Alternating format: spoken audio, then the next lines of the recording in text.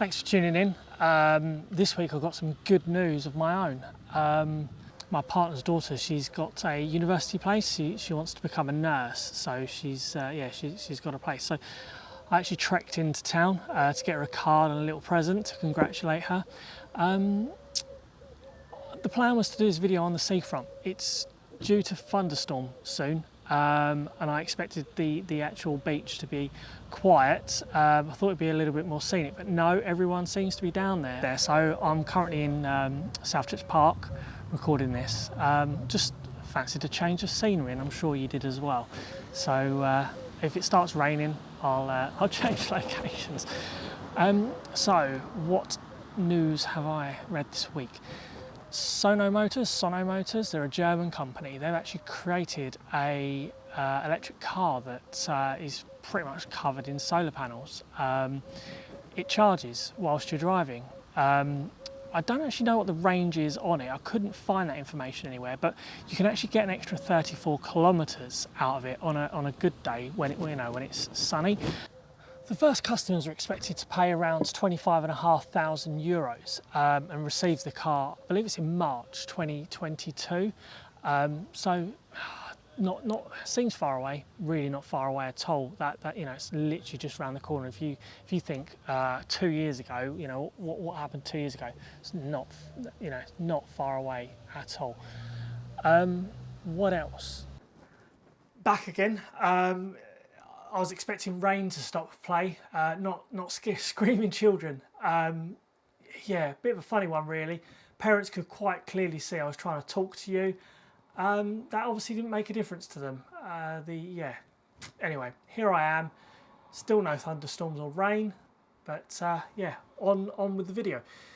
Yesterday, 12th of August, was National Elephant Day, and there was some pretty good news. There was an elephant called Kavan, 35 years old. He effectively has been living on his own with no soulmate for the last 10 years in a zoo in Islamabad.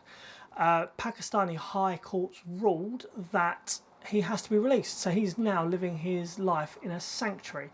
So yeah, that was quite a heartwarming story for me. I was really relieved. I hate seeing bears chained up and elephants chained up, and I'm anti circuses, but that's another story.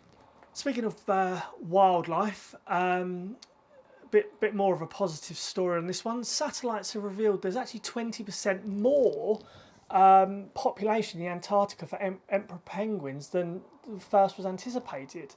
There's a lot of negativity, I suppose, around the polar ice caps melting, global warming, so on and so forth. There's a lot of dead spots in our ocean as well, but it seems like the actual emperor penguins are thriving and striving in the Antarctica, because 1/5, 20%, that's well, I don't know who miscalculated that in the first place, but that's good to hear. It's good to hear that they're still going. I was talking about the car earlier. Kevin Costner, who remembers him, that American actor, he has created an app called HearHere. The idea is to effectively create 10,000 stories across America. So when you're with your family and you're driving through various different states, it gives you a little story about the area that you're driving through. I suppose that happens to a lot of us, doesn't it? We drive around, but we don't understand quite the history of a lot of these places that we travel through. Sometimes my partner and I, we wonder what it would be like to rewind the clock back 100 or 200 years and just see what it was like around here. And I suppose this is the idea behind his app. He is part of the narration team. I don't know if you know who Phil Jackson is. He was the coach for Chicago Bulls when Michael Jordan was playing for them. He's also a narrator. Currently it only covers California, Oregon and Washington, but like I said, the idea is to cover the whole of America and have up to 10,000 different sort of historical stories for you. So that'd be an interesting one to keep an eye on. The app's called HearHere. Mackenzie Scott, not sure if you know who she is. If you live in America, you might do. She's effectively the divorcee of Jeff Bezos, the Amazon CEO. Mackenzie Scott and Jeff Bezos were married for 25 years.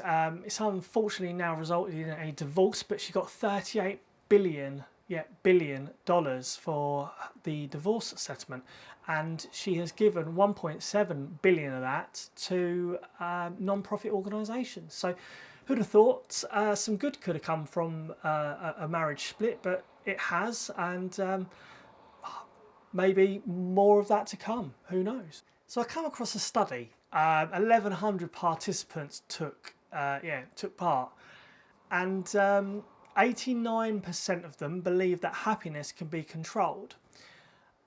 I think it can to a certain degree, but of that 89%, 32% felt they were happier because they were able to control their happiness. The report also goes on to say that if you subscribe to this channel and like all my videos, that you too will also be, all right, I'm making that bit up, but what harm can it do? Why not subscribe? Why not like the video or dislike it if you're fed up with my face? But it'll help me grow this channel. It'll help me bring all these positive and videos to you. And yeah, hopefully I'll see you next week. Make sure you tune in.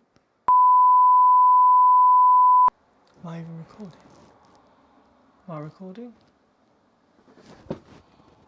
I am recording. I'm losing the plot.